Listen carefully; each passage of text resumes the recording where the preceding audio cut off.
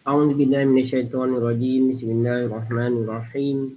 Assalamualaikum warahmatullahi wabarakatuh. Alhamdulillahirabbil alamin. Wassalatu wassalamu ala asrofil anbiya'i wal mursalin sayyidina Muhammadin wa ala alihi wa sahbihi ajma'in. Rabbi shrah li sadri wa yassir li amri wahlul 'uqdatam min lisani yafqahu qawli. Subhanaka la ilma lana illa ma 'allamtana innaka antal alimul hakim. Alhamdulillah, syukur kepada Allah SWT kerana dengan rahmatnya juga kita semua masih lagi diberikan kekuatan, kesihatan yang baik sehingga mampu lagi kita untuk terus berjemaah dalam program Generasi Al-Quran Surah Taman Jawijaya, di mana pada malam ni kita memasuki siri yang ke-275. Alhamdulillah. Tuan-tuan dan puan-puan sekalian, pada malam ni insyaAllah kita punya guru kita ataupun khalifah kita sudah pun berada bersama-sama kita dalam Google Meet ni. Sekarang pun dah pukul 9.42 dah. Jadi tetapi sebahagian daripada ahli jemaah biasa kita masih lagi kelewatan masuk join, tetapi kita tak boleh tunggu kerana kita memang janji pukul 9.40 insyaAllah kita akan teruskan program kita pada malam ni dengan sama-sama lah kita buka program kita malam ni dengan baca umum kitab Al-Fatihah. A'udzubillahi minasyaitonirrajim. Bismillahirrahmanirrahim. Alhamdulillahirabbil alamin. Ar-Rahmanirrahim. Maliki yaumiddin. Iyyaka na'budu wa iyyaka nasta'in. Ihdinas siratal mustaqim.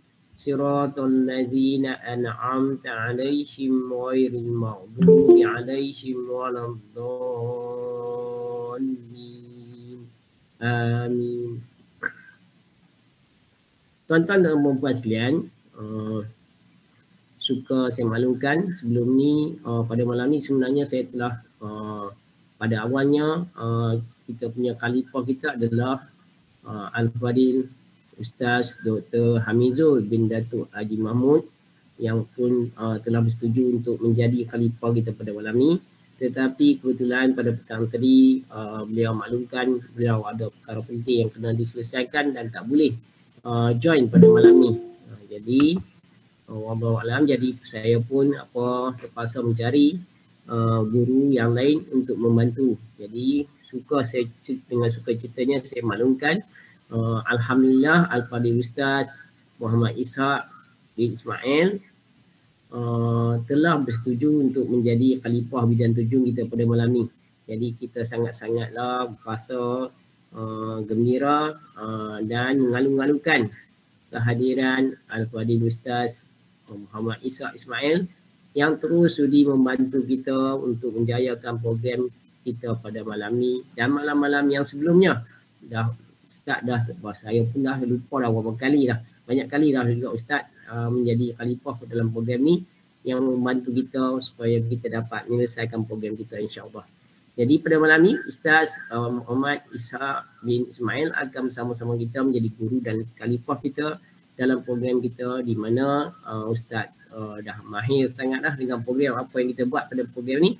Jadi saya rasa kita akan teruskan saja dengan terus lagi membaca Al-Quran pada malam ni dengan 3 lagi muka surat Al-Quran. Kita akan baca menyambung bacaan yang kemarin insya-Allah.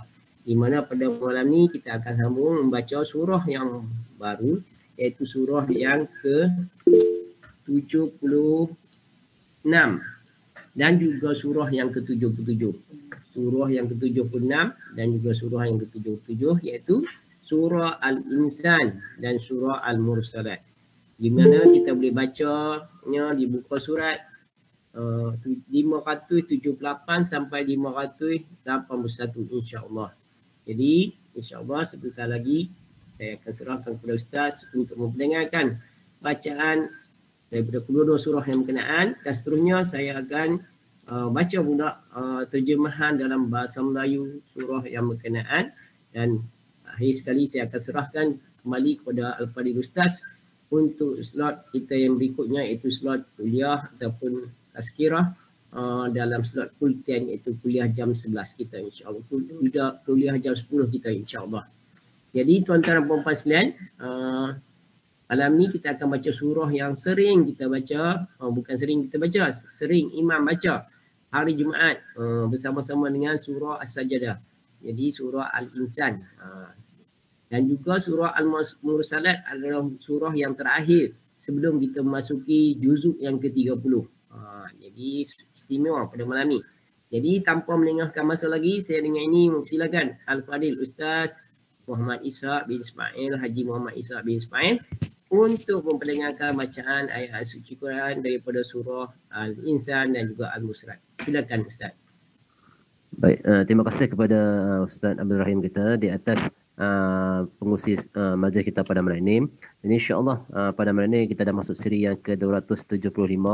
Lebih kurang dalam 7 ataupun 8 hari lagi kita akan khatam Al-Quran insya-Allah. Mudah-mudahan program ini dapat diteruskan sampai kita dapat mengkhatam Al-Quran insya-Allah. Jadi pada malam ini kita akan sambung dengan surah Al-Insan dan juga surah Al-Mursalat. Jadi saya tidak membuang masa pada malam ini kerana masa pun dah agak lewat dah. Jadi kita teruskan dengan bacaan surah yang pertama, iaitu surah Al-Insan, kemudian disusuli dengan surah Al-Mursalat. A'udzu billahi minasy syaithanir rajim. Bismillahirrahmanirrahim. هل أتى على الإنسان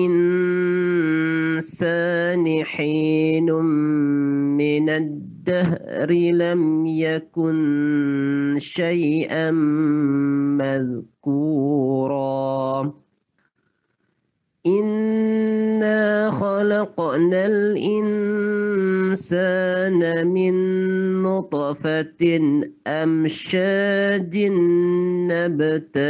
نبتليه فجعلناه سميعا بصيرا إنا هديناه السبيل إما شاكرا وإما كفورا إنا أعتدنا للكافرين سلاسل وأغلالا وسعيرا إن الأبرار يشربون من كأس كان مزاجها كافورا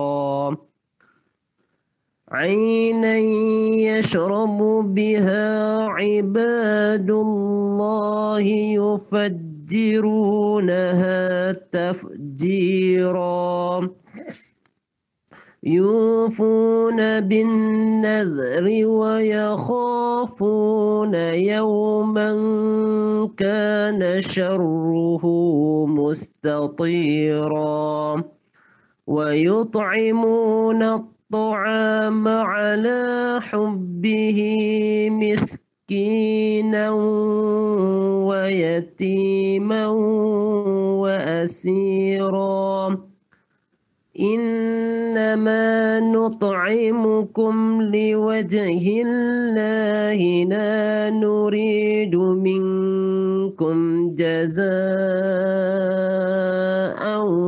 ولا شكورا إنا نخاف من ربنا يوما عبوسا قمطريرا فوقاهم الله شر ذلك اليوم ولقاهم نضرة وسرورا وجزاهم بما صبروا جنة وحريرا متكئين فيها على الأرائك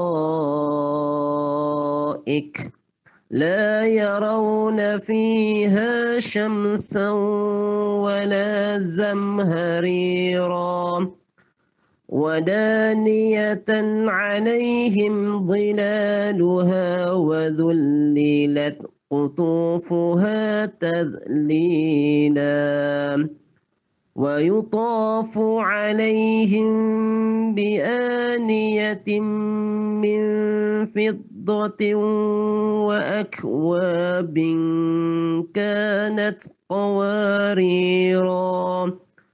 قوارير من فضة قدروها تقديرا ويسقون فيها كأسا كان مزاجها زنجبيلا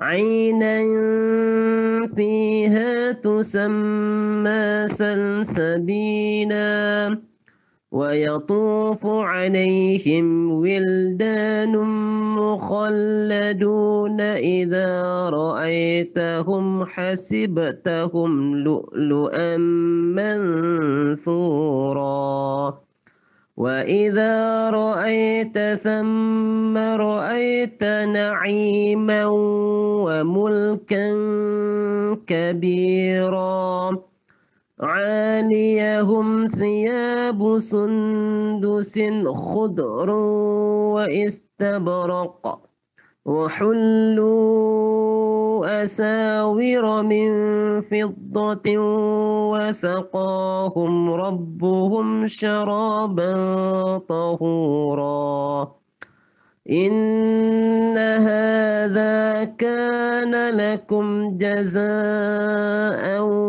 وكان سعيكم مشكورا إنا نحن نزلنا عليك القرآن تنزيلا فاصبر لحكم ربك ولا تطع منهم آثما أو كفورا واذكر اسم ربك بكرة وأصيلا ومن الليل فاسجد له وسبحه ليلا طويلا إن هؤلاء يحبون العاجلة ويذرون وراءهم يوما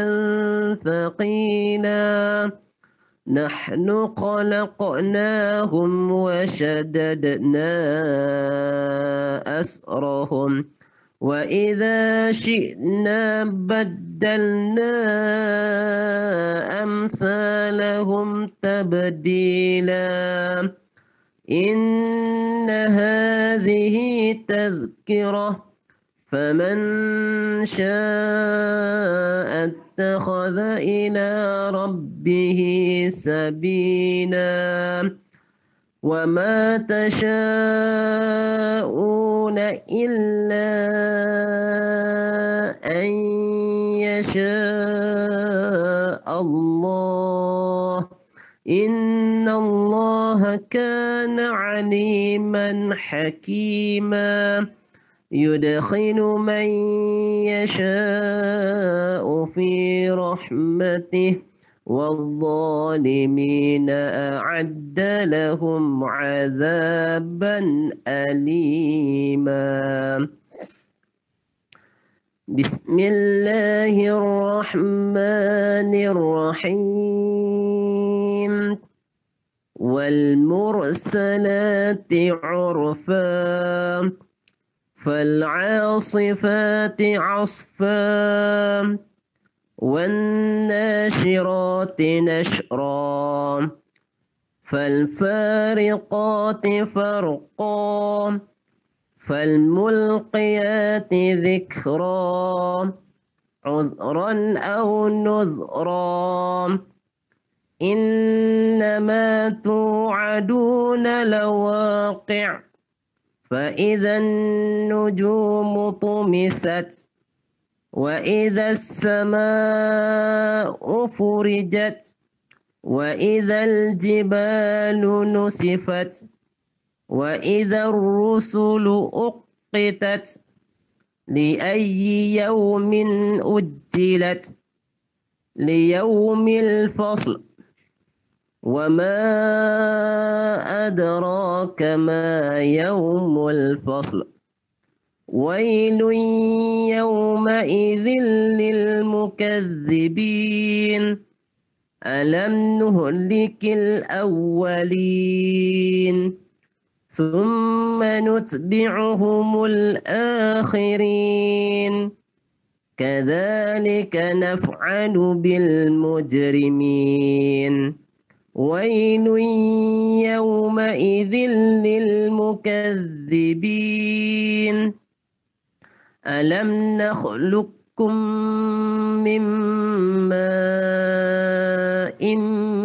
مهين فجعلناه في قرار مكين إلى قدر معلوم فقدرنا فنعم القادرون ويل يومئذ للمكذبين ألم نجعل الأرض كفاتا أحياء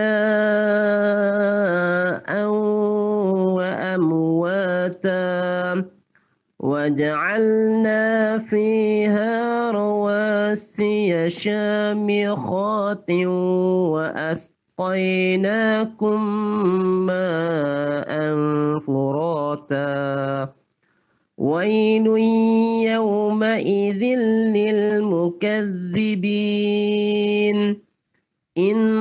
انطلقوا إلى ما كنتم به تكذبون انطلقوا إلى ظل ثلاث شعب لا ظليل ولا يغني من اللهب إنها ترمي بشرر كالقصر كأنه جمالة صفر ويل يومئذ للمكذبين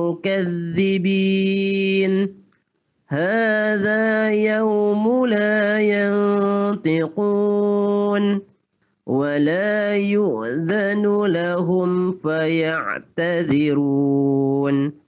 ويل يومئذ للمكذبين هذا يوم الفصل جمعناكم والأولين فإن كان لكم كيد فكيدون ويل يومئذ للمكذبين إن المتقين في ظلال وعيون وفواكه مما يشتهون كلوا واشربوا هنيئا بما كنتم تعملون إنا كذلك نجزي المحسنين ويل يومئذ للمكذبين كلوا وتمتعوا قليلا إنكم مجرمون ويل يومئذ للمكذبين وإذا قيل لهم اركعوا لا يركعون ويل يومئذ للمكذبين فبأي حديث بعده يؤمنون صدق الله العظيم. Sadaqallahul azim. Subhanallah. Alhamdulillah. Allah Akbar. Kita dah pada malam ni dah sama-sama dapat membaca 3 muka surat lagi Al-Quran, di mana pada malam ni kita dapat sama-sama kita dapat bersama-sama mendengar pembacaan yang diperdengarkan oleh Al-Fadhil Ustaz Muhammad Ishaq bin Ismail, dan secara layaknya kita dapat membaca sama-sama di rumah masing-masing mengikut bacaan yang diperdengarkan oleh Ustaz. InsyaAllah seterusnya saya akan bacakan terjemahan kepada ayat daripada surah Al-Insan dan Al-Mursalat yang kita baca sebentar tadi. A'udzubillahi minasyaitonirrajim. Aku mohon perlindungan Allah dari syaitan yang terjam. Surah Al-Insan yang bermaksud manusia. Surah yang ke-76. Bismillahirrahmanirrahim. Dengan nama Allah yang Maha Pemurah lagi Maha Penyayang. Bukankah pernah datang kepada manusia satu masa yang pada ketika itu belum dikenali, belum ada untuk dikenal. Sesungguhnya kami telah menciptakan manusia daripada setitis mani yang bercampur, yang kami mengujinya dengan perintah dan larangan. Kerana itu kami jadikan dia mendengar dan melihat. Sesungguhnya kami telah menunjukkan kepadanya jalan yang lurus. Ada yang bersyukur dan ada pula yang kufur. Sesungguhnya kami telah menyediakan bagi orang-orang kafir rantai belenggu dan neraka yang menyala-nyala. Sesungguhnya orang-orang yang berbuat kebajikan akan minum daripada gelas berisi minuman yang campurannya adalah air kapur. Ia adalah mata air di dalam syurga yang diminum oleh hamba-hamba Allah dan mereka dapat memancarkannya dengan sebaik-baiknya. Mereka memenuhi nazar dan takut akan suatu hari yang azabnya merata di mana-mana. Dan mereka memberikan makanan yang disukainya kepada orang miskin, anak yatim dan orang-orang yang ditawan. Sambil berkata, sesungguhnya kami memberi makanan kepada kamu kerana mengharapkan keredaan Allah semata-mata. Kami tidak mengharapkan balasan dan terima kasih daripada kamu. Sesungguhnya kami takut akan azab Tuhan pada hari orang-orang berwajah masam penuh kesulitan. Maka Allah melindungi mereka daripada kesusahan hari itu dan memberikan kepada mereka keceriaan dan kegembiraan. Dan dia memberi balasan kepada mereka kerana kesabarannya dengan syurga dan pakaian sutera.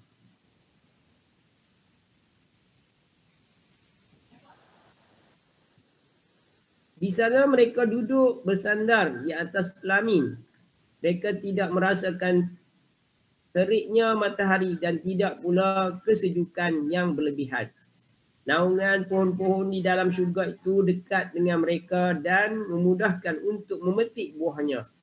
Dan kepada mereka diedarkan cawan-cawan daripada perak dan piala-piala yang berisi laksana kristal. Dan piala-piala yang jernih laksana kristal. Kristal yang jernih dibuat daripada perak. Mereka tentukan ukurannya yang sesuai dengan kehendak mereka. Dan di sana mereka diberi segelas minuman bercampur halia yang didatangkan dari sebuah mata air di syurga yang dinamakan Salsabil. Dan mereka dikelilingi oleh para pemuda-pemuda yang tetap muda. Apabila kamu melihatnya, kamu akan sangka mereka mutiara yang bertaburan. Dan apabila engkau melihat kepada keadaan di sana syurga, nescaya engkau akan melihat pelbagai macam kenikmatan dan kerajaan yang besar. Mereka berpakaian sutera hijau yang halus dan sutera tebal serta memakai gelang dibuat daripada perak. Dan Tuhan memberikan kepada mereka minuman yang bersih dan suci. Inilah balasan untukmu dan segala usahamu diterima dan diakui oleh Allah. Sesungguhnya kamilah yang menurunkan Al-Quran kepadamu Muhammad secara beransur-ansur. Maka bersabarlah untuk melaksanakan ketetapan Tuhanmu dan janganlah engkau ikuti orang yang berdosa dan orang-orang kafir di antara mereka. Dan sebutlah nama Tuhanmu pada waktu pagi dan petang. Dan pada sebahagian daripada malam, sujudlah kepadanya dan bertasbihlah kepadanya pada bahagian yang panjang di malam hari. Sesungguhnya mereka orang kafir menyukai kehidupan dunia dan mereka tidak mempedulikan kesudahan mereka pada hari yang berat, hari akhirat. Kami telah menciptakan mereka dengan menguatkan sendi-sendi tubuh mereka apabila kami menghendaki, kami benar-benar menggantikan mereka dengan orang-orang yang serupa dengan mereka. Sesungguhnya ayat-ayat ini adalah sesuatu peringatan. Maka barang siapa memahukannya kebaikan bagi dirinya, nescaya dia mengambil jalan ke arah Tuhannya.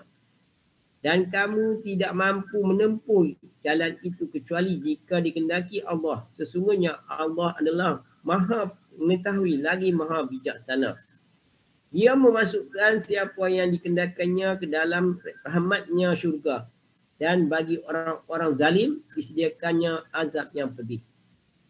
Seterusnya surah yang ke-77, surah Al-Mursalat, yang bermaksud para malaikat yang diutus. Bismillahirrahmanirrahim, dengan nama Allah yang Maha Pemurah lagi Maha Penyayang. Demi malaikat-malaikat yang diutus untuk membawa kebaikan dan malaikat-malaikat yang berterbang dengan kencangnya dan malaikat-malaikat yang menyebarkan rahmat Allah dengan seluas-luasnya dan malaikat-malaikat yang membezakan antara yang baik dan yang buruk dengan sejelas-jelasnya dan malaikat-malaikat yang menyampaikan wahyu untuk menolak alasan-alasan atau memberi peringatan. Sesungguhnya apa yang dijanjikan kepadamu pasti terjadi. Maka apabila bintang-bintang dihapuskan dan apabila langit terbelah dan apabila gunung-gunung dihancurkan menjadi debu dan apabila rasul-rasul telah ditetapkan waktunya, nescaya dikabarkan kepada mereka sampai hari apakah ditangguhkan azab orang-orang kafir itu sampai hari keputusan. Dan tahukah kamu apakah hari keputusan itu? Celakalah pada hari itu bagi mereka yang mendustakan kebenaran. Bukankah telah kami binasakan orang-orang yang dahulu? Lalu kami susulkan azab kami terhadap orang-orang yang datang kemudian. Demikianlah kami memperlakukan kepada orang-orang yang berdosa. Celakalah pada hari itu bagi orang-orang yang mendustakan kebenaran. Bukankah kami letakkan kamu daripada air yang hina mani? Kemudian kami letakkan ia di dalam tempat yang kukuh rahim sampai waktu yang ditentukan. Lalu kami tentukan bentuknya. Kamilah sebaik-baik yang menentukan. Celakalah pada hari itu bagi mereka yang mendustakan kebenaran. Bukankah kami jadikan bumi sebagai tempat berkumpul bagi yang masih hidup dan yang sudah mati. Dan kami jadikan padanya gunung ganang yang tinggi dan kami berikan minum kepada kamu dengan air tawar. Celakalah pada hari itu bagi mereka yang mendustakan kebenaran. Akan dikatakan, pergilah kamu mendapatkan azab yang dahulu kamu dustakan. Pergilah kamu dapatkan naungan api neraka yang mempunyai 3 cabang. Yang tidak melindungi dan tidak pula menolak nyalaan api neraka. Sesungguhnya neraka itu menyemburkan bunga api yang sebesar dan setinggi istana. Banyaknya dan warnanya laksana rombongan unta yang kuning. Celakalah pada hari itu bagi mereka yang mendustakan kebenaran. Inilah hari saat mereka tidak dapat berbicara dan tidak diizinkan kepada mereka mengemukakan sebarang alasan agar mereka dimaafkan. Celakalah pada hari itu bagi mereka yang mendustakan kebenaran. Inilah hari keputusan. Pada hari ini kami kumpulkan kamu dan orang-orang yang terdahulu. Maka jika kamu mempunyai tipu daya, maka lakukanlah tipu daya itu terhadapku. Celakalah pada hari itu bagi mereka yang mendustakan kebenaran. Sesungguhnya orang-orang yang bertakwa berada dalam naungan pohon-pohon syurga yang teduh dan di sekitar mata air dan buah-buahannya yang mereka sukai. Katakanlah kepada mereka, makan dan minumlah dengan rasa nikmat sebagai balasan atas apa yang telah kamu kerjakan. Sesungguhnya demikianlah kami memberi balasan kepada orang-orang yang berbuat baik. Celakalah pada hari itu bagi mereka yang mendustakan kebenaran. Katakan kepada orang-orang kafir, makan dan bersenang-senanglah kamu di dunia sebentar. Sesungguhnya kamu orang-orang yang derhaka. Celakalah pada hari itu bagi mereka yang mendustakan kebenaran. Dan apabila dikatakan kepada mereka, rukuklah, mereka tidak mahu rukuk. Celakalah pada hari itu bagi mereka yang mendustakan kebenaran. Maka kepada ajaran manakah selain Al-Quran ini mereka akan beriman. Sadaqallahul Azim. Benarlah firman Allah yang Maha Agung. Tuan-tuan, seterusnya saya nak serahkan kembali majlis ini kepada Al-Fadhil Ustaz Muhammad Ishaq Ismail untuk sampaikan tazkirah ilmu kepada kita pada malam ini dan slot weekend. Dengan segala hormatnya, silakan Ustaz. Baik, waalaikumsalam warahmatullahi wabarakatuh. Baik, berkenaan tentang sedikit daripada ayat yang kita baca tadi daripada hukum tajwid sebelum kita teruskan kepada majlis kuliah kita pada malam ini. Tuan-tuan dan puan-puan boleh melihat kepada ayat yang ke-15 daripada surah Al-Insan dan ayat yang ke-16. Di situ terdapat tanda yang bentuk kosong ataupun bulat. Dan di situ terdapat dua beza bentuk yang ada. Satu bulatnya nampak macam kosong. Satu lagi bulatnya berbentuk bujur. Ini ada perbezaan kedua-dua pada ayat yang ke-15 dan ke-16.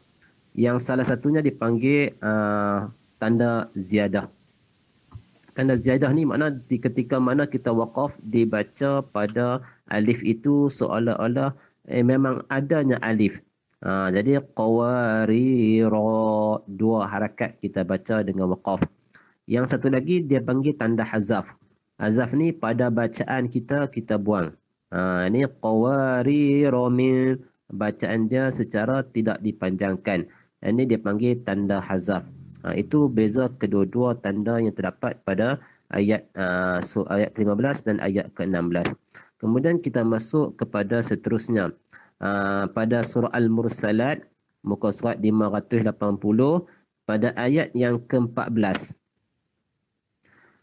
A'udzu billahi minasyaitonir rajim. Wa ma adraka ma yaumul fasl. Jadi di situ ada bunyinya, salah satunya dipanggil taklil. Bacaan secara taklil ni ada sedikit bunyi ra, dia tidak tebal dan tidak nipis.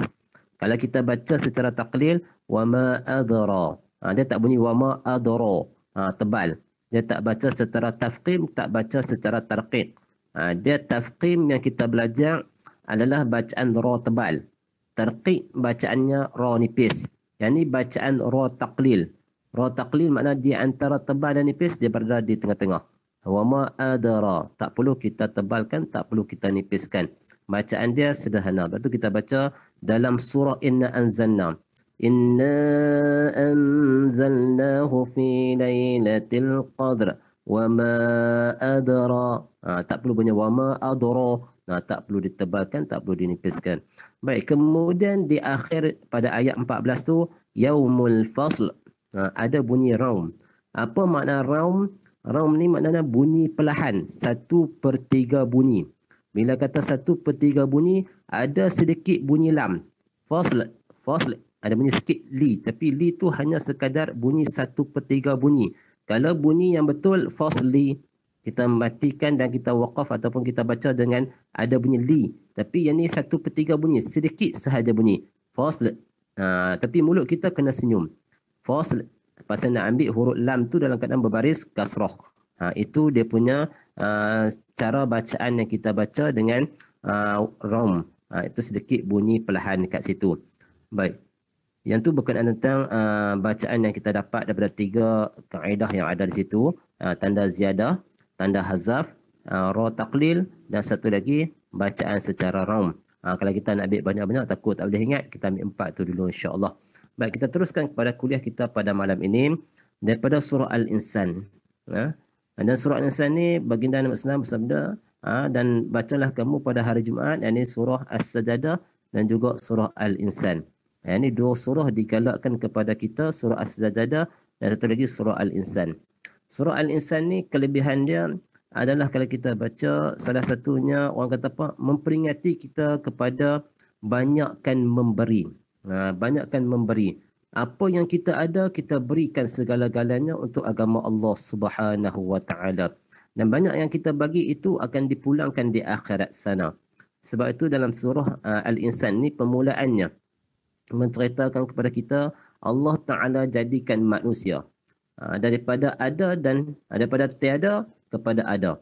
Dan tidak mustahil kepada Allah Taala itu menjadikan manusia itu daripada ada kepada tiada semula. Dan juga dan dibangkitkan manusia itu pada hari kiamat. Maka di sinilah Allah Taala berikan manusia itu 2 pilihan. Sama ada dia nak ambil pilihan yang baik ataupun pilihan yang menyebabkan kemudaratannya di akhirat sana. Jadi pilihlah. Manusia diberi pilih kerana Allah Ta'ala jadikan manusia itu bermulanya daripada fitrah. Makna fitrah daripada asal manusia itu berada dalam perut ibunya, maka di situ dah dia berjanji dengan Allah untuk dia buat kebaikan. Sebab itulah bila kita pada bab zakat pun ada zakat fitrah. Daripada asal kita tidak ada dosa, maka kalau kita buat dosa, perbanyakkanlah ibadat untuk dihapuskan segala dosa kita di sisi Allah Subhanahu wa taala. Jadi di sini Allah Taala bagi kita pilihan. Kita nak ambil yang mana? Baik ke jahat? Kalau pilih kejahatan, maka itulah akan balasannya di akhirat kelak, iaitu neraka Allah Subhanahu wa taala. Na'udzubillah min dzalik. Kalau kita buat kebaikan, maka kebaikan yang kita dapat dan juga kenikmatan yang kita terima di akhirat sana. Jadi di situ juga lah Allah Taala cerita manusia ini juga dijadikan oleh Allah Subhanahu wa taala memang ada ujian. Semua manusia ada ujian. Tidak lari daripada ujian Allah Subhanahu wa taala. Jangan kita rasa kita duduk di dunia ni senang saja. Bukan senang. Sebab tu orang kata apa, nak masuk dalam orang kata apa, agama Islam ini pun salah satu benda yang kita kena pelajari. Bukan kita berduduk saja je kemudian kita kata kita Islam. Kita kena usaha. Dan kena perbanyakkan amalan kita di sisi Allah Ta'ala, maka di situlah kita akan dapat kebaikan. Sebab itulah dia kata, Allah Ta'ala ceritakan dalam surah Al-Insan ni banyak tentang minuman berbanding dengan makanan. Kalau kita tengok dicampurkan air itu dengan kapur. Kapur ini adalah satu kiasan kepada orang-orang Arab. Sebab orang Arab ni, mereka suka minum air yang dicampur dengan kapur. Kapur ini datang daripada India. Datang daripada India dan dicampur dengan air itu, nikmat minuman itu sangat sedap. Ni orang Arab, mereka suka minum air itu. Jadi, itu gambaran air begitu. Kalau Allah Ta'ala kata gambaran air yang ada di syurga lebih hebat daripada air yang mereka minum, maka tak boleh kita nak bayangkan. Di situlah nikmat baru minum, belum lagi makan. Ini cerita tentang daripada yang sekecil-kecil yang Allah Ta'ala cerita. Nikmat yang pertama adalah air. Air ini yang mengalir dalam syurga Allah Subhanahu wa taala itu pun dah begitu hebat, belum lagi masuk kepada benda-benda yang lain. Jadi dan juga minuman ni adalah satu keperluan kepada manusia. Jika tidak minum, dia akan haus, dia akan dahaga dan boleh menyebabkan kematian. Kalau tak minum ni, kadang-kadang minum ni pun adalah salah satu kebaikan. Kerana kadang-kadang bila kurangnya air, orang kata apa, buah pinggangnya kadang-kadang ada masalah. Terlebih minum air pun ada masalah. Jadi air ini pun satu kenikmatan yang Allah Ta'ala beri kepada manusia. Jadi di situlah Allah Ta'ala nak cerita pada kita berkenaan tentang ciptaan manusia. Nak cerita tentang orang kata apa, jika kita ada jika kita ada kelebihan daripada kita punya kemampuan kita, banyakkanlah memberi kepada manusia yang lain. Sebab tu dalam surah Al-Insan ni banyak mencerita pada kita tentang banyakkan memberi kepada orang lain. Kalau kita banyakkan memberi, Allah Ta'ala akan balaskan kita di akhirat. Sebab tu dibaca pada hari Jumaat, memperingati kepada kita supaya kita banyak melabur di dalam agama Allah Subhanahu Wa Ta'ala. Sebab itulah hari Jumaat ni kalau tuan-tuan boleh, ada kawan-kawan kita tempat kerja, kita belanja dan minum, belanja dan makan. Jadi kan kita banyakkan memberi kepada hari Jumaat, memperingati kepada salah satu ayat yang dibaca ataupun satu surah yang dibaca dalam surah pada hari Jumaat ni, yakni surah Al-Insan. Lepas tu barang siapa memberikan pakaian untuk membantu fakir miskin, yatim piatu dan juga yang bukan Islam, hamba tawanan yang ketiadaan pakaian, maka Allah Ta'ala akan berikan sutera dalaman dan luaran pakaiannya di akhirat. Lepas tu kita baca tadi, ada pakaian sutera, ada minuman, ada makanan. Orang yang bagi makanan, Allah Ta'ala dekatkan kepadanya segala jenis buah-buahan di dalam syurga Allah Subhanahu Wa Ta'ala. Yang siapa memberikan minuman, dan Allah Ta'ala gantikan dengan minuman yang ada dalam syurga Allah Subhanahu Wa Ta'ala. Sebab itulah kita banyak memberi, Allah Ta'ala membalas semula kepada kita dengan kelebihan yang ada di akhirat sana. Jadi kita perbanyakkanlah amalan sebelum datangnya perkara-perkara yang jika seandainya orang itu memilih kepada kejahatan, maka yang akan diuji juga oleh Allah Ta'ala di akhirat sana. Sebab itulah kalau kita bacakan tadi dalam surah Al-Insan, memperbanyakkanlah sujud dan juga bertasbih kepada Allah Subhanahu Wa Ta'ala. Yakni kita jagalah solat malam kita. Di waktu malam lah waktu yang paling seafdal-afdalnya kita menunaikan ibadat kepada Allah. Kerana di situlah banyaknya kita bertaubat kepada Allah, bertasbih kepada Allah. Kerana waktu malam itu waktu yang kita tak kalut. Waktu siang kita kalut. Sebab tu surah Al-Insan datang setelah mana surah Al-Mudathir dengan surah Al-Muzammil. Kalau tuan-tuan baca surah Al-Muzammil dengan surah Al-Mudathir, kedua-duanya cerita tentang bab selimut. Ini cerita tentang ketika mana Rasulullah menerima wahyu di gua Hira. Dan surah Al-Insan adalah surah yang datang setelah mana perintah datang kepada Nabi Muhammad SAW untuk menyampaikan dakwah secara terang-terangan. Dan surah Al-Mursalat datang kepada baginda Nabi SAW dalam keadaan Nabi menyampaikan wahyu secara sunyi-sunyi, secara senyap-senyap. Sebab tu cerita tentang kisah para malaikat. Apa tujuan malaikat diutuskan ke atas muka bumi. Sama juga dengan para rasul. Apakah tujuan? Jadi setiap manusia, setiap makhluk Allah diutuskan ada tujuannya di atas muka bumi Allah. Bukan hanya duduk berselenang-lenang. Jadi kita tak boleh dah secara kita nak rasa seronok sahaja.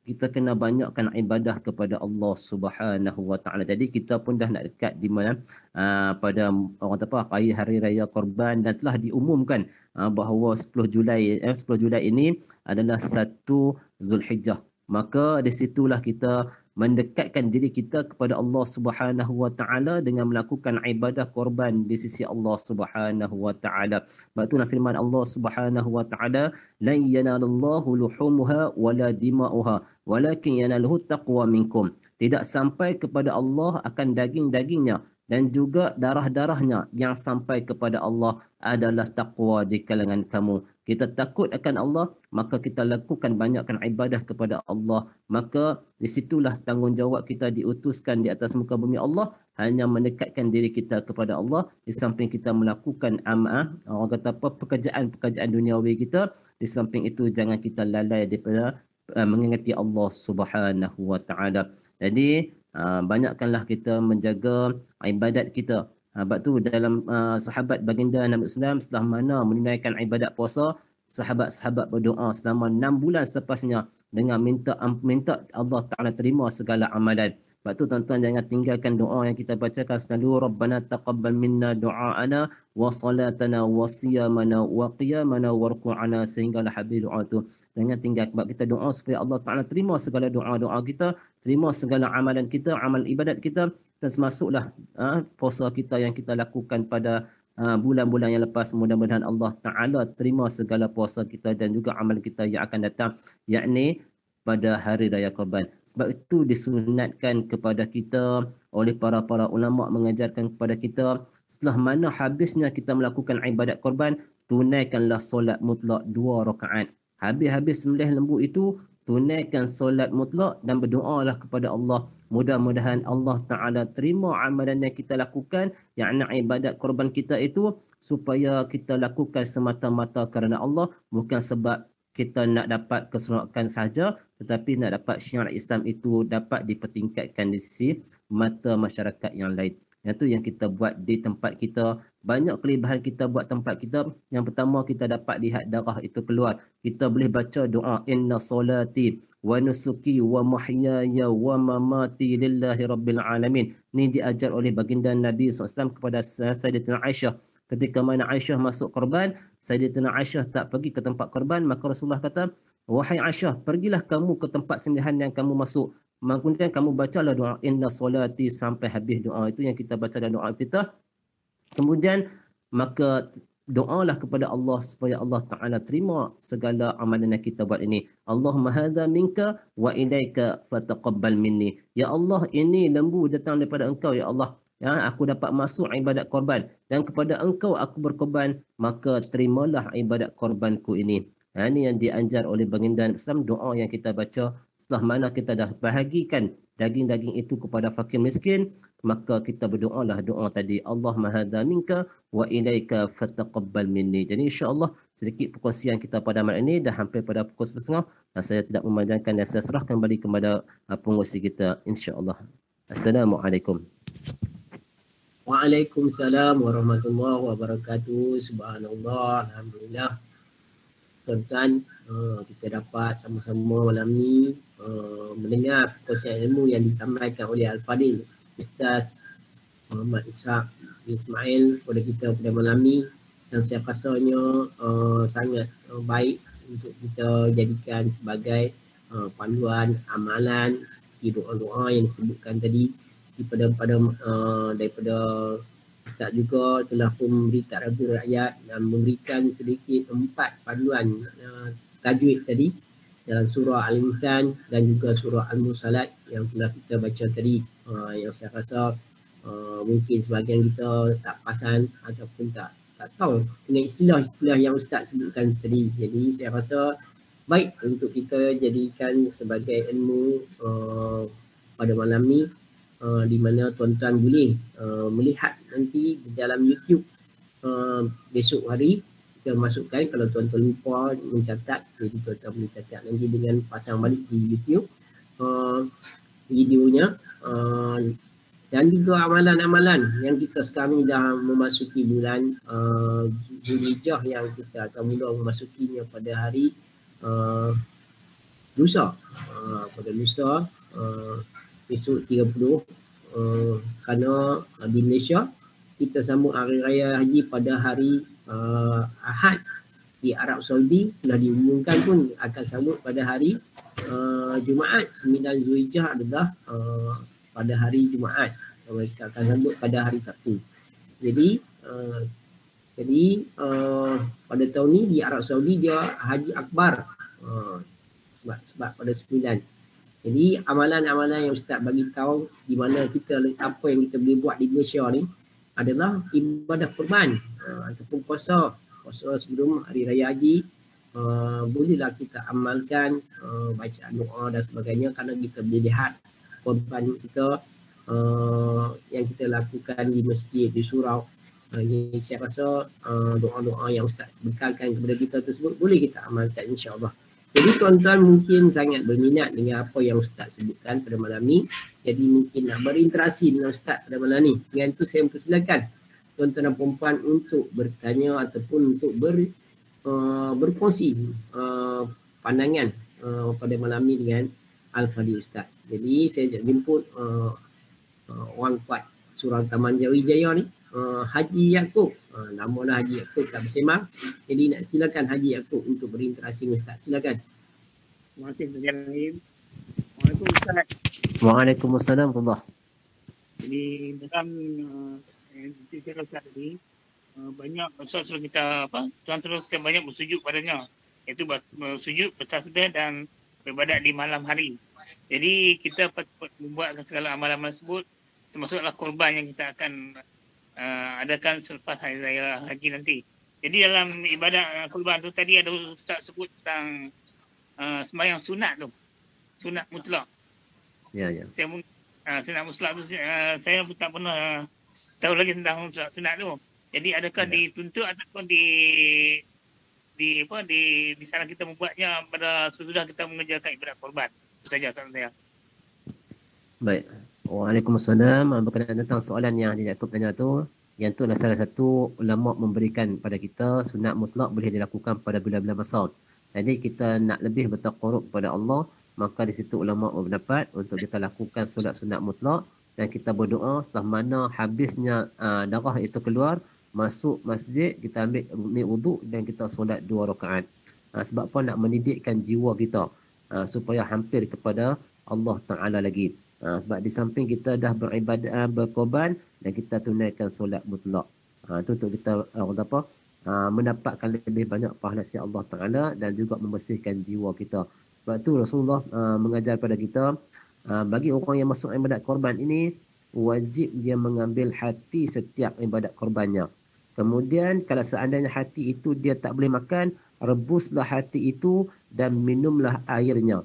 Sebab apa? Baginda pernah melakukan ibadat korban bersama dengan para sahabat, maka ketika itu di Makkahul Mukarramah, maka Nabi SAW sembelihkan ibadat korban dan beri dan minta kepada sahabat semua, wahai sahabat-sahabatku, kumpul semua hati-hati kambing ini dan rebuskanlah hati ini dan minumlah air daripada hati tersebut. Sebab apa? Nak menyucikan jiwa kita.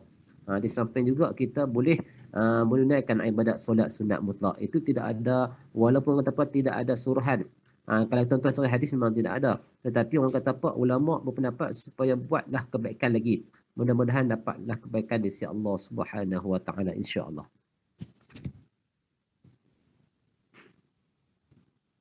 Terima kasih Ustaz. Saya pencerahan tadi. Sama-sama, ya. Ustaz, saja nak tambah lagi. Saja nak bagi sebagai panduan. Ya. Apabila Ustaz kata sembahyang sunat mutlak, jadi niat dia saja ke sembahyang sunat 2 rakaat kerana taklah. Betul ke Ustaz? Ya. Yang tu je. Saja aku sembahyang sunat mutlak 2 rakaat kerana Allah Taala. Macam kita orang kata angkat nikah lah. Bila habis angkat nikah kita sembahyang sunat mutlak. Bukan sembahyang sunat alih, sembahyang sunat mutlak. Dia tidak ada apa-apa, tapi untuk kita nak berdoa kepada Allah. Tujuan dia kita nak bersembah kepada Allah dan kita berdoa. Tujuan dia kalau kita doa terus pun boleh. Kalau tuan-tuan tak sembahyang sunat mutlak pun boleh, tuan-tuan terus berdoa. Tapi bagi pendapat kita, banyakkan kita hampir dengan bersujud kepada Allah dan meminta kepada Allah Ta'ala, mudah-mudahan itu lebih diterima oleh Allah Subhanahu Wa Ta'ala. Baik, insya-Allah. Mungkin Puan Hazrah Zaitun Osman nak berinteraksi dengan Ustaz. Silakan Puan Hazrah Zaitun. Assalamualaikum Ustaz. Waalaikumsalam warahmatullahi taala wabarakatuh. Ustaz, saya nak tanya.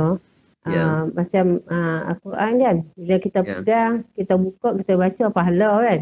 Ya. Dah dapat pahala. Tapi kan kita baca, kita tengok dalam surah-surah pilihan yang kita ada dijilidkan dalam buku. Kalau kita baca yang tu macam mana Ustaz?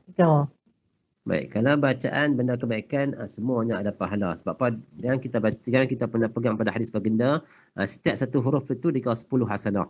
Maka setiap sebutan yang kita baca kira pahala. Hanya pahala itu berlebihan ataupun orang kata apa, sekadar yang mana kita buat.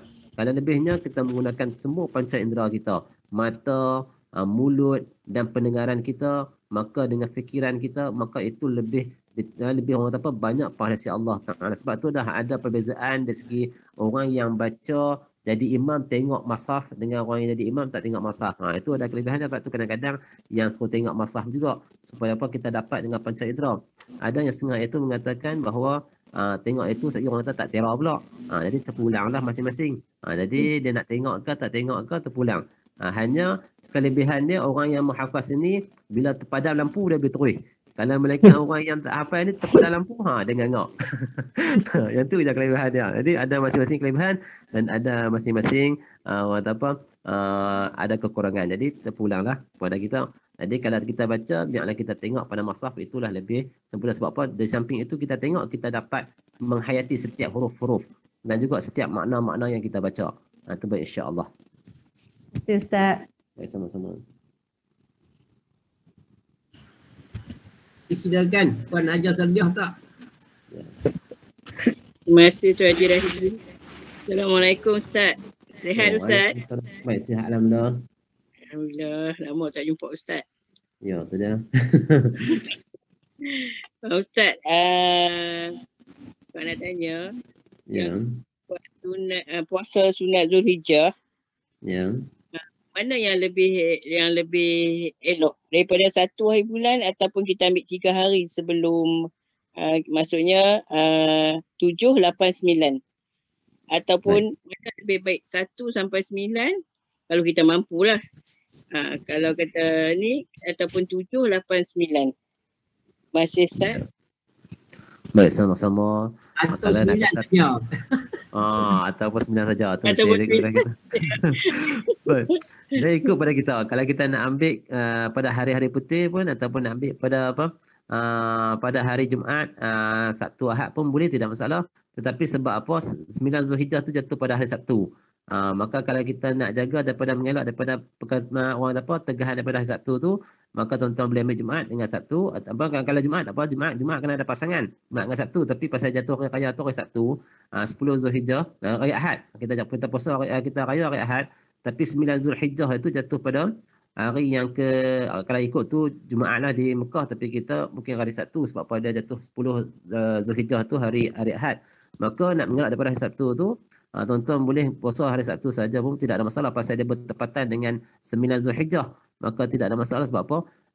Rasulullah pernah bersabda, mana orang yang berada di Mekah maka dia menunaikan dia mendengar khutbah hari Arafah. Bagi kita yang tak menunaikan haji, maka berpuasa pada 9 Zulhijjah. Maka ada hadisnya. Maka tidak ada masalah tuan-tuan puasa pada 9 hari Zulhijjah walaupun jatuh hari Sabtu, tidak ada masalah. Hanya kalau tuan-tuan nak puasa Khamis, Jumaat, Sabtu, Ahad tu lagi afdal lah. Yang tu, tapi kalau nak buat tu kena tengok kemampuan lah. Kemampuan kalau tuan-tuan boleh buat habis semua. Kalau boleh puasa sebulan, sebulan puasa sebulan, tidak ada masalah. Tapi kita yang mampu hanya kadang-kadang kalau 9 Zulhijjah buat. Yang penting kita buat juga ibadat kepada Allah Subhanahu Wa Taala supaya kita dapat pahala dari Allah Taala. Jadi bagi siapa yang masuk ibadat korban, maka dia jaga pantang larang seperti mana orang yang jaga pantang larang ketika mana menunaikan ibadat haji. Bermula masuk 1 Zulhijjah, dia tak potong kuku, dia tak potong mana, kalau nak potong siap. Kalau dia panjang tak mana pun, makna kita sempat lagi lah 10 Zulhijjah tu dia tak panjang sangat lagi. Jadi kalau panjang sangat pun tuan-tuan nak potong boleh, tidak ada masalah. Pasal dia tidak ada larangan, hanya kita orang kata apa, kalau kita boleh menjaga, kita jaga benda tu. Kalau tuan-tuan tak boleh jaga, mungkin agak lama, mungkin kuku panjang, takut dia menyebabkan kotoran, maka tuan-tuan boleh potong, tidak masalah. Nanti hanya yang boleh lain seperti gunting rambut tu, kalau tuan-tuan boleh jaga, yang mana boleh jaga. Itu yang kita dapat kelebihan seperti mana orang yang menunaikan ibadat haji, kita merasai itu supaya kita dapat ibadat korban itu lebih sempurna insya-Allah. Terima kasih Ustaz. Ya, sama-sama.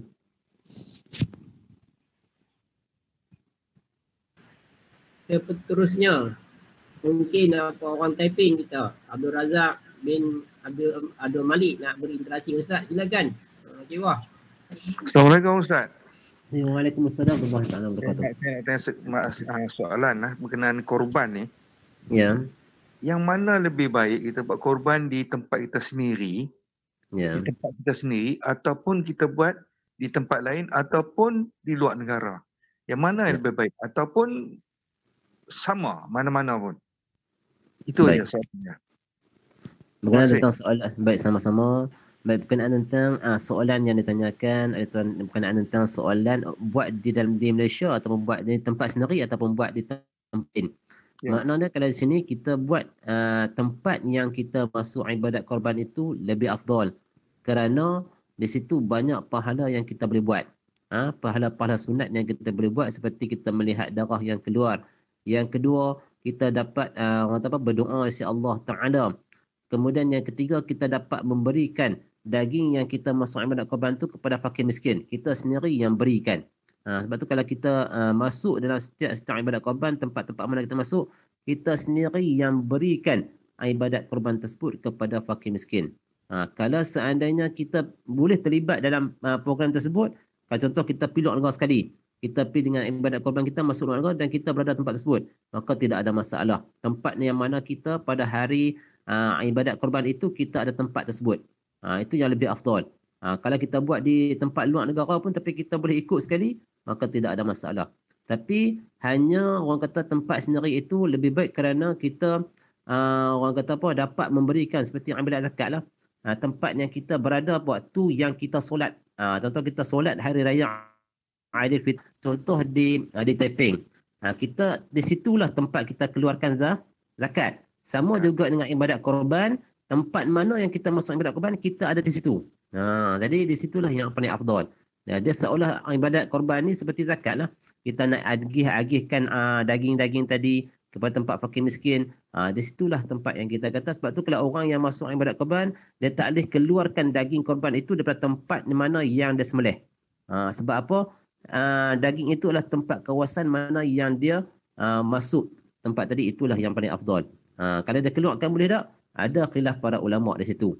Boleh keluarkan daging, tidak ada masalah. Tapi yang baiknya tempat mana kita ambil korban, di situlah kita agihkan daging. Jadi kelebihan buat tempat sendiri ataupun tempat yang kita berada itulah yang paling afdal. Baik, insya-Allah. Okey, terima kasih Ustaz. Baik, sama-sama ya. Last sekali seorang ni nak bagi. Puan Mariam Anang.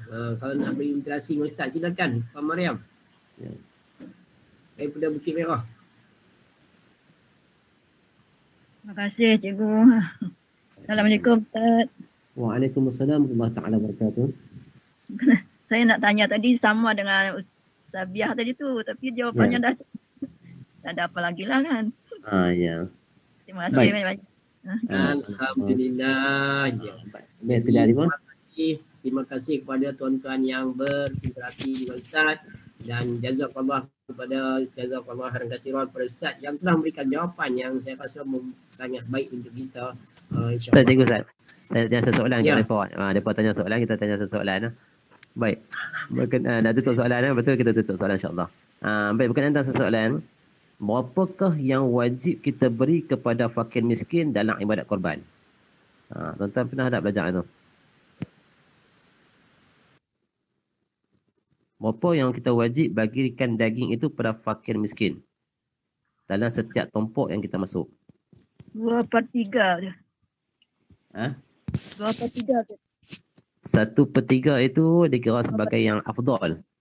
2/3 apa? Yang 2/3 itu pun yang paling afdal. 1/3 untuk diri sendiri, yang lain kita sedekah pada fakir miskin. Itu kaedah untuk yang afdal. Saya tanya yang wajib beri kepada fakir miskin. Tuan-tuan bagi itu, maka selesai tanggungjawab wajib itu kepada fakir miskin. Yang lain tuan-tuan boleh bagi sedekah pada orang yang ada. Yang wajib pada fakir miskin, kalau kita kata 1/3 tu dikira sebagai yang afdal. Kalau yang paling afdal, yang terafdal sekali, semua daging itu diberikan kepada fakir miskin. Itu yang paling yang terafdal. Yang afdal 1/3 kita agihkan. Yang wajib diberikan kepada fakir miskin berapa? Berapa? Sekali makan. Satu keluarga kira sekali makan. Sekali makan tu macam mana?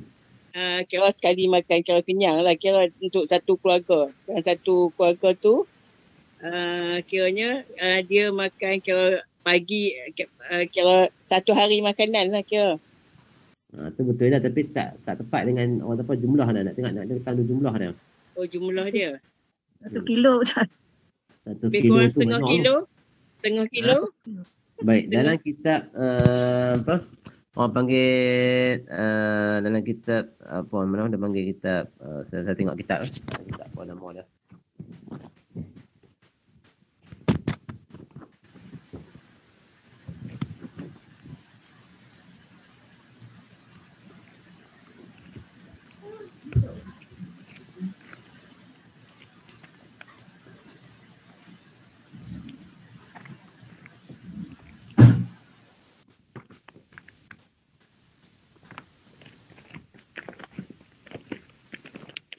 Baik, dalam kitab yang dikarang oleh Syekh Muhammad Asyad Al-Banjari daripada kitab Akikah dan juga Korban, daripada kitab Sabilal Muhtadin Littafaquh fi Amriddin, menceritakan adalah setengah retail. Apa maksud setengah retail? Adalah satu kati. Satu kati sama dengan 300 gram. Itulah yang diberi kepada fakir miskin untuk satu tumpuk. Kali dengan 7 tumpuk sama dengan 2.1 kg. Itu kalau kita cari seorang fakir miskin yang betul-betul fakir. Tuan-tuan nak cari fakir semua dalam Malaysia ni agak susah nak cari. Jadi cari satu orang yang fakir betul-betul. Memang dia, saya akan terangkan 3 kategori yang fakir, miskin dan juga kaya. Baik, untuk fakir, cari satu orang fakir miskin, bagi 3 kilo kat dia ataupun 2.1 kg, maka selesai tanggungjawab yang fakir miskin. Kemudian tuan-tuan boleh bagi sedekah kepada miskin ataupun yang kaya sebagai hadiah. Itu keadaan dia, boleh guna kaedah tu. Tapi yang seafdalnya, tuan-tuan boleh bagi 1/3, 1/3, 1/3. Itu seafdal. Kalau terafdal, kesemuanya bagi pada fakir miskin. Kerana nak cari semua fakir, yang fakir memang susah lah. Baik, kategori fakir adalah orang yang bekerja tetapi tidak mencukupi untuk rumah tangga dia. Itu dikau sebagai fakir. Kalau miskin, dia bekerja cukup untuk keluarga. Yang tadi dia kerja tapi tak cukup untuk ahli keluarga. Dia banyak bil habis semua tapi ada hutang lagi. Orang tempat tak cukup nak bayar. Mana ataupun tak cukup untuk makan. Yang tu dikau fakir. Yang miskin, dia bekerja tetapi cukup untuk diri dan ahli keluarga dia dan cukup untuk bayar segala-galanya. Yang tu untuk yang miskin. Kalau kaya, dia bekerja tetapi lebih untuk diri dia. Dia dah bayar semua hutang dia, ada lebih lagi kat dia. Itu orang kaya. Itu kategori dia. Jadi insya-Allah itu berkenaan tentang pembahagian dagingnya. Baik, sekian sampai Macam itulah tu, soalan. macam tu Ustaz, banyaklah orang miskin. Orang miskin tu banyak. Tu saya kata. Tambah tu saya kata. Masalah ni memang banyak orang miskin banyak orang miskin. Sebab tu saya kata tadi, kita nak cari yang fakir tu, cari seorang pun dah memadai dah. Bagi 2.1 kg, bagilah kepada yang miskin. Dah cukup dah. Yang hadiah tu kita cari sampai dah habis kepada yang miskin, barulah kita bagi kepada orang yang kaya untuk sebagai hadiah. Baik, jadi sampai setakat itulah soalan yang saya berikan pada malam ni, insya-Allah. Terima kasih Ustaz. Baik, sama-sama. Apa yang Ustaz sebutkan tadi sebagai ulangan, maksud dia daripada setiap bahagian, setiap kelompok tu 300 kilo. Ataupun 300 gram. 300 gram, 300 kilo lah. 300 gram sekati kepada setiap kelompok. Tapi kalau seekor lembu, dia ada 7 bahagian tu, lebih kurang 3 kilo, 3 kilo lebih lah kan. Jadi tu sebagai ulangan. Jadi yang tu yang wajib. Yang lain-lain yang sunat tu kita boleh buat lah. Kita boleh bagi kepada fakir miskin dan juga kepada orang yang Ustaz istilahkan sebagai orang kaya tadi, yang maksud dia punya pendapatan dia melebihi daripada keperluan bulanan dia. Jadi setiap bulan dia dapat pendapatan lebih yang boleh disimpan, itu kita kira sebagai orang kaya. Jadi kita boleh bagi sebagai hadiah.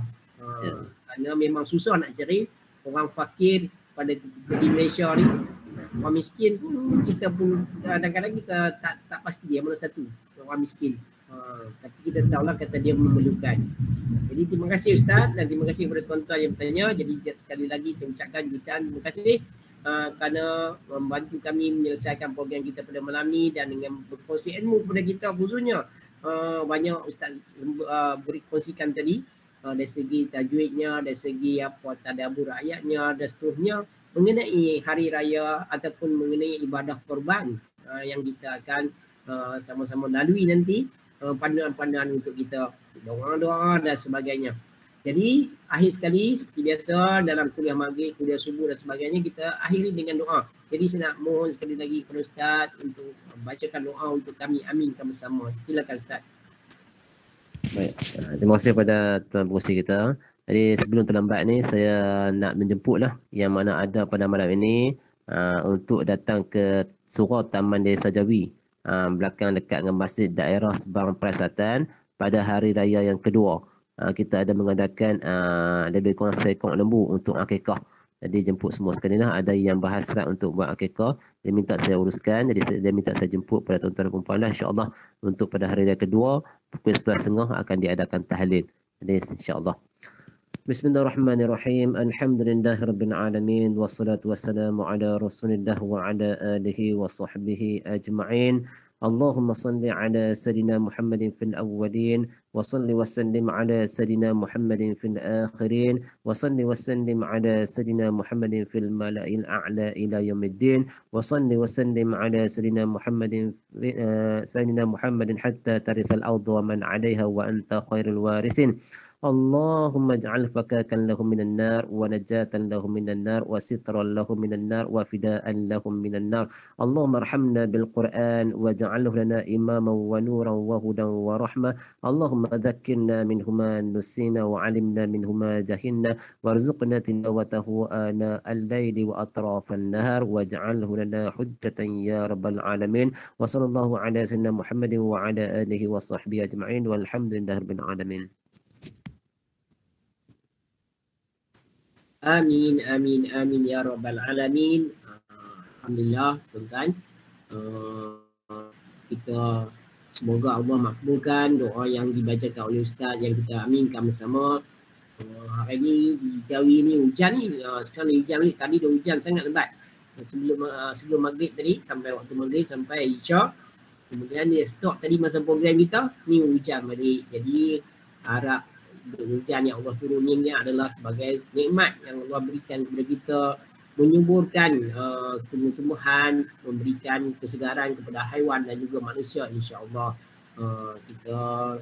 Kita mohon rahmat daripada Allah sepanjang masa, insya-Allah.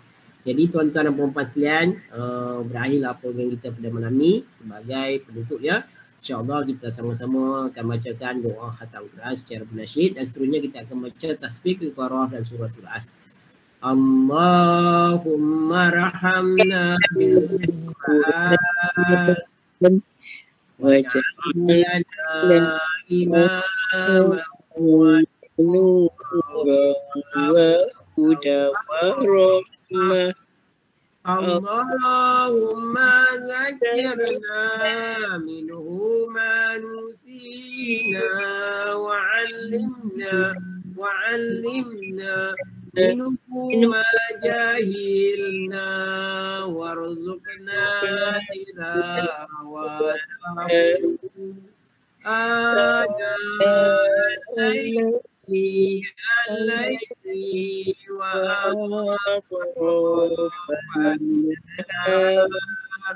واجعله لنا حجة يا رب العالمين سبحانك اللهم وبحمدك أشهد أن لا إله إلا أنت أستغفرك وأتوب إليك بسم الله الرحمن الرحيم والعصر إن الإنسان لفي خسر إلا الذين آمنوا وعملوا الصالحات وتواصوا بالحق وتواصوا بالصبر وبالله التوفيق والهداية والسلام عليكم ورحمة الله وبركاته.